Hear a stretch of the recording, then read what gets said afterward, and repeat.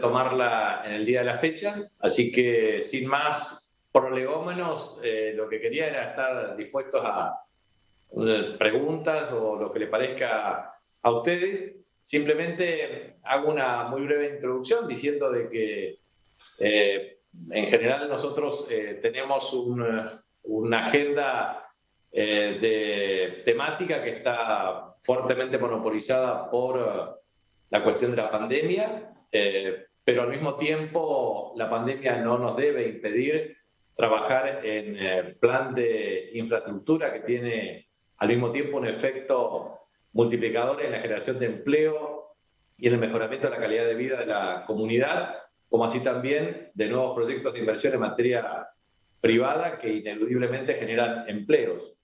Y eso también se traduce en mejor expectativa de vida hacia el futuro.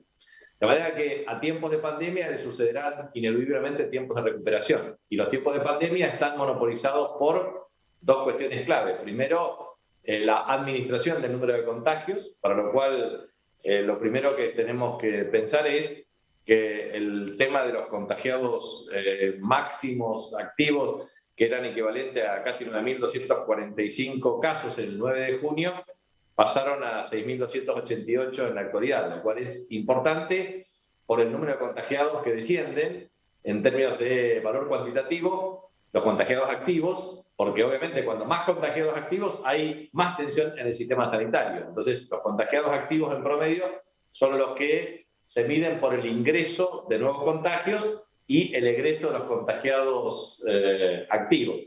Entonces, lo que nosotros estamos observando es, primero, que la curva de contagios en la semana 68 bajó más del 2% respecto a la semana 67 y la 67 más del 20% respecto a la semana 66. Entonces, en el acumulado de disminución de casos de contagios se produjo un 23% menos en la semana 68 respecto a la semana 66. Eso es muy bueno porque obviamente genera un escenario de menor tensión en el sistema sanitario, que hoy está en cerca de 360 personas internadas, tanto en asistencia respiratoria mecánica como en las camas totales, y eso implica 50% de uso de asistencia respiratoria mecánica y 70% más o menos en camas COVID.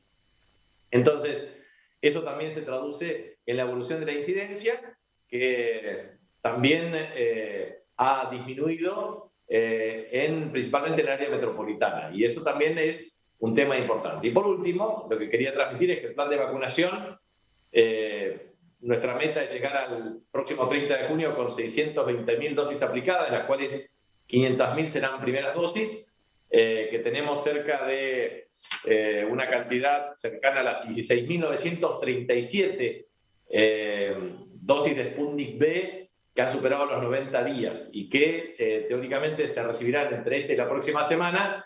En consecuencia, se aplicarán en forma inmediata por turno. Es decir, vuelvo a repetir, las segundas dosis de Sputnik V se presume vendrían en el transcurso de este vuelo internacional que está haciendo Aerolíneas Argentina. Con esas dosis deberíamos aplicar para cumplir con las 16.937 personas vacunadas, cuyas dosis han superado los 90 días fijados previamente para la vacunación y la aplicación de la segunda dosis. De manera que el plan de vacunación funciona muy bien, más de 18 años ya están en condiciones de vacunarse. Este mes vamos a llegar a 280.000 dosis aplicadas, que implica más o menos la duplicación respecto al mes de mayo, y eso tiene un impacto muy significativo en la población respecto a la inmunidad. También hemos publicado indicadores importantes, como por ejemplo que de 385.532 personas vacunadas, hicimos un estudio respecto a los datos Novivac, más los datos de 0800 respecto a vacunados y contagiados. 8.429 personas fueron efectivamente las personas que se vacunaron y se contagiaron, totalizando efectivamente el equivalente a 2,19% del número de casos, mientras que del total de vacunados, 8.429, 200 fallecieron. Y eso significó el equivalente a 2,37% del número de los casos. Eso, como ya está publicado, no lo voy a repetir, pero es importante remarcar que el 50,7% de los contagios se produce hasta el día 33. Y después del día 169 no se registra ningún contagio. Y a su vez, de los fallecidos, el 50% de los fallecidos se produce en los primeros 45 días, y a partir de los 100 días prácticamente no se produce ningún fallecido. O sea que es importante remarcar que la inmunidad que otorga la vacunación es una función directa del tiempo. A más tiempo, más inmunidad. Y eso es muy importante en un lapso de tiempo determinado. Entonces son 100 días para los fallecidos y 169 días para los eventuales contagios. Eso es lo que quería transmitir, y obviamente, para no extenderme, quería ir respondiendo cada una de las preguntas que ustedes formulan. Muchas gracias. Primera respuesta. Respecto al tema de nosotros tenemos una población cuya proyección cuantitativa es equivalente a 1.204.000 personas. Personas de más de 16 años empadronadas equivalen a 956.000 personas. Personas de más de 18 años susceptibles de la población objetivo de vacunación son 840.000 personas. Personas vacunadas en primeras dosis, 500.000 personas van a ser al 30 de junio, porque estamos haciendo la proyección, y 620.000 entre primera y segunda dosis, o sea, 120.000 segundas dosis. ¿Cuál fue la decisión que nosotros planteamos? Primero, el sistema de distribución de vacunas en general es homogénea para todo el país con un coeficiente de distribución. ¿Cuál es la diferencia entre provincias? La estructura poblacional. Nosotros tenemos 29,5% de la estructura poblacional hasta 18 años. En consecuencia, hay otras jurisdicciones que tienen población más añosa. Entonces, eso, con un sistema de asignación de turno, retrasa el proceso. Muchas veces tienen más stock de dosis y eso impide efectivamente la aplicación más efectiva. Nosotros fuimos monitoreando el tema, entonces hicimos un plan de vacunación sobre la base de personal estratégico, vacunamos a todo el personal sanitario, personal de seguridad, personas que residen en residencias de larga estancia, adultos mayores, y también, por supuesto, docentes. Entonces, y a su vez íbamos incorporando personal estratégico vinculado a trabajadores esenciales y que se convertirían en trabajadores esenciales en función de su decisión, digamos. Personal de la alimentación, transportistas de carga, transportistas de pasajeros, etcétera, etcétera, etcétera, que lo fuimos incorporando. Entonces, vimos cómo iba progresando eso y aplicamos un criterio que es la ruta epidemiológica. Los lugares de mayor concentración relativa de contagios eran los de mayor asignación de dosis para vacunación. Y observamos obviamente la curva de comportamiento. Cuando íbamos vacunando más cantidad de personas de más de 60 años, descendían los niveles de contagio y de fallecidos, y entonces cuando íbamos vacunando en el periodo entre 50 a 60 años, efectivamente bajaba el nivel de contagio y de fallecidos, y así sucesivamente. Entonces tomamos el criterio de que hoy, cuando miramos la matriz de contagios, se da entre 20 a 39 años.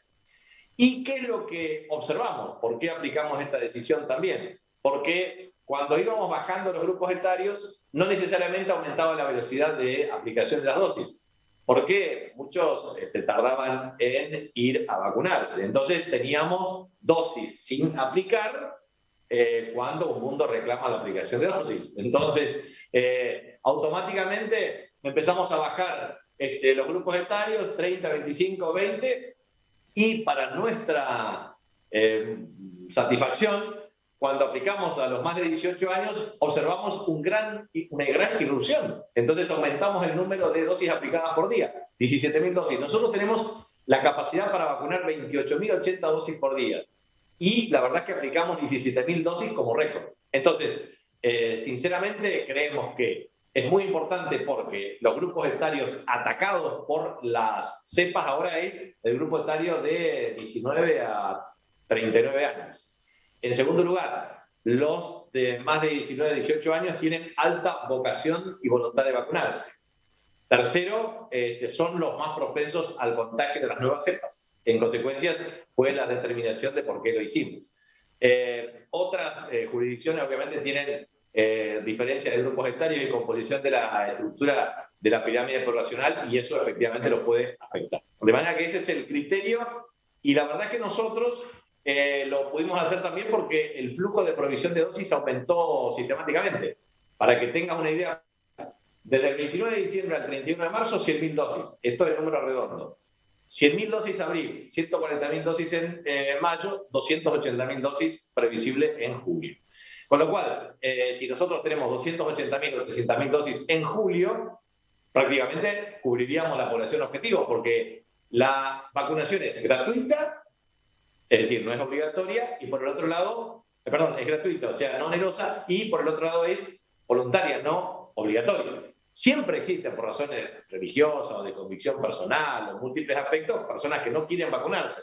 Y la verdad es que si uno asigna turnos y preserva la dosis, probablemente está privando a otra persona que tiene voluntad de vacunarse de no aplicarse la dosis. Por eso creo que se logró un sistema muy positivo. También en ese sentido tuvimos algún inconveniente que podríamos denominar de eficiencia vacunatoria, que tiene que ver con personas provenientes de otras provincias, a partir del cual nosotros estamos planteando certificado de domicilio, porque si bien esto es una provisión para la República Argentina y no podemos diferenciar origen o procedencia, lo cierto es que privilegiamos la administración de las dosis para las personas residentes en la provincia. O sea que esa sería la explicación. Segundo tema, volver a clases. La verdad es que el objetivo nuestro a partir del 23 de julio es la presencialidad como regla, aunque planteamos la bimodalidad como alternativa. O sea, presencialidad regla, bimodalidad como alternativa. Y a su vez impulsamos la ley de jornada digital extendida, porque entendemos que la bimodalidad y la virtualidad llegó para quedarse. De manera que esto nos va a permitir plantear nuevas plataformas, como por ejemplo plataformas de especialización, no solamente para capacitación docente y mejoramiento de contenidos, sino también para alumnos. Y eso es el desarrollo que nosotros estamos teniendo con Plataforma LE. Plataforma LE plantea desde aulas virtuales hasta un sistema de perfeccionamiento con el objeto de que el alumno, en forma propia, ya lo estamos haciendo progresivamente, 2 a 3 horas por semana, pero la idea central es que la progresividad sea de 2 a 4 horas por día como jornada extendida. Entonces, esa jornada extendida pasa por deporte, música, especialización en contenidos curriculares específicos que nos permita tener mejoramiento en la calidad educativa. La ley 26.075, artículo 2, establece el tema de jornada extendida, pero la verdad es que solamente el 13% de los establecimientos educativos de la República Argentina lo pueden tener. Y eso implicaría duplicar la infraestructura edilicia, el personal de cargo docente, etcétera, etcétera, y nunca llegaríamos a la jornada extendida. Y lo que queda claro es que la inclusión, la gratuidad, la obligatoriedad y la equidad no asegura calidad. La calidad se logra con perfeccionamiento de contenidos, capacitación docente y plataforma digital de acceso a igualdad de oportunidades para los alumnos. Por eso, la jornada extendida de base digital ya es ley en la provincia. Segundo, nosotros estamos claramente enfocados para el año 2023 a tener universalización de fibra óptica de última milla al hogar. Y en tercer lugar, que se aplique a rajatabla la agenda digital que nos permita llegar a los 2.309 establecimientos educativos con conectividad. Y a su vez, el plan Juana Manso, que tiene el Gobierno Nacional para la producción de 1 millón de computadoras por año, nos va a generar también la provisión de distribución de computadoras en los alumnos y alumnas. De manera que eso es lo que verdaderamente deberíamos tener. Estamos con mucha preocupación porque perdimos parte de la matrícula escolar secundaria. Segundo, perdimos continuidad pedagógica en determinado tipo de componentes sociales que cuesta recuperar sustantivamente. Y tercero, porque definitivamente la pandemia nos ha afectado severamente en calidad educativa. Por lo tanto, recuperar el tiempo perdido va a ser una asignatura pendiente y un problema. Asignatura pendiente que el Estado no puede renunciar y problema que tampoco puede ser tan grave que no lo podemos resolver. Y por último, respecto al tema de... Río Paraná. El río Paraná. El río Paraná y la bajante. Sí, ahí nosotros tenemos un problema, digamos, estamos trabajando todo el tiempo con el Instituto Nacional del Agua, estamos planteando el tema de prognosis y a su vez con un sistema de atención permanente en las relaciones multilaterales en la administración del río Paraná, digamos, con Brasil y Paraguay respecto al tema del flujo de provisión de los caudales, porque Esto también está dificultando a la tercera flota fluvial del mundo, que es la República Hermana de Paraguay, y el transporte de bienes que se da a través de la hidrovía Paraná-Paraguay. Por lo tanto, tenemos un serio problema, porque si nosotros tomamos la historia, estamos en el nivel máximo de 320, más bajo de los últimos 112 años de registro, y la verdad que en los últimos 50 años se remonta al año 1944 respecto al tema de caudal, que estamos en un tercio del caudal promedio del río. Nosotros, obviamente, nos afecta en términos de disponibilidad de agua para el riacho Barranqueras. Hemos generado condiciones alternativas de provisión y a su vez vamos a lograr precisamente entre julio y agosto el ensamble de la planta de toma de agua en el río Paraná. Por lo tanto, ahí nos va a facilitar también esto de tener un sistema alternativo de provisión de agua, porque hoy la provincia tiene una masa de producción que supera los 10.000 metros cúbicos hora. Con el nuevo acueducto deberíamos plantear, claro, lo que pasa es que hay que sumar todas las producciones dispersas en distintos acueductos, pero la verdad es que deberíamos llegar a un esquema de producción promedio de cerca de 19.000 metros cúbicos hora en la provincia de Chaco con distintas fuentes de provisión y abastecimiento. Pero concretamente, con respecto al tema Río Paraná, nos afecta la pesca deportiva y de río y de pesca artesanal, y afecta respecto a la provisión de agua potable. Estábamos observando, y ayer en la reunión que estuvimos con el presidente en el homenaje a las personas fallecidas por COVID, efectivamente estábamos hablando con el gobernador Omar Perotti, que también tiene un serio problema desde el punto de vista de la provisión y suministro. Las previsiones indican que debería tender a normalizarse esto a partir de los próximos 3 meses. No obstante lo cual, hay que atravesar julio y agosto. Y eso es un tema que lo vamos a atravesar con un proceso de prevención de crisis. También nos afecta el corrimiento del río Bermejo en la toma de agua de Castelli, lo mismo con el tema del acueducto Huichiguno, pero en general hoy lo podemos resolver, lo mismo que el tema de San Martín. De manera que estamos ahí todo el tiempo trabajando arduamente, pero esperemos también que esto tienda a normalizarse. Y con respecto a ese tema, bueno, nosotros hemos propiciado la denuncia y justamente con la identificación mediante la denuncia judicial vamos a poder determinar cuáles son los vehículos y en virtud de ello cuantificar. De manera que es un tema que nos preocupa y nos ocupa. Segundo tema, respecto al tema de combinación, eso lo está trabajando una comisión de alto nivel en el ámbito del Ministerio de Salud Pública de la Nación, con un equipo de expertos y especialistas con el objetivo de establecer los mecanismos de combinación. Obviamente, una de las hipótesis es el tema de CanSino, el tema de Sinopharm, etcétera, pero ahí están trabajando claramente para evaluar la perspectiva, la disponibilidad y los dictámenes pertinentes para hacer las combinaciones. Tercero, respecto al tema de producción de Sputnik V, segunda dosis en Argentina, debería, de acuerdo al programa, implementarse a partir del mes de julio. Y cuarto, respecto al tema de provisión de Sputnik V, segunda dosis, en estos cargamentos que vienen se presume una hipótesis de 800.000 dosis, digamos. De manera que estimo que las 16.937 dosis que tienen más de 90 días en la provincia, efectivamente se puede aplicar en el transcurso de esta y la próxima semana. Eso sería la hipótesis. Tienen que efectivamente corroborarse la carga, certificarse efectivamente la recepción y notificarnos a nosotros, porque nosotros, ¿cómo es el procedimiento?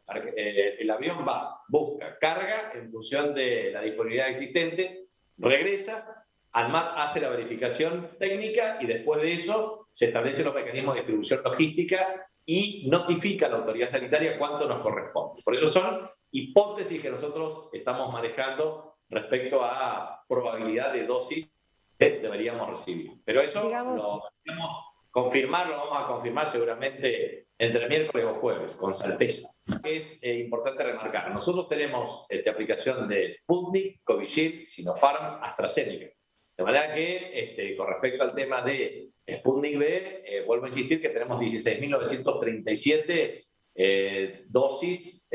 segundas dosis a aplicar conforme al plan de 90 días. En ese sentido, yo estoy hablando de números redondos para no confundir, digamos. Nosotros, efectivamente, de acuerdo a las proyecciones, para el 30 de junio deberíamos estar en 620.000 dosis. Y de acuerdo a estas proyecciones, serían más o menos 500.000 primeras dosis y 120.000 segundas dosis. No todas las segundas dosis son Sputnik, sino que son Sputnik, Sinopharm, etcétera, etcétera. Entonces, o AstraZeneca, de manera tal de que se van combinando en el transcurso del tiempo.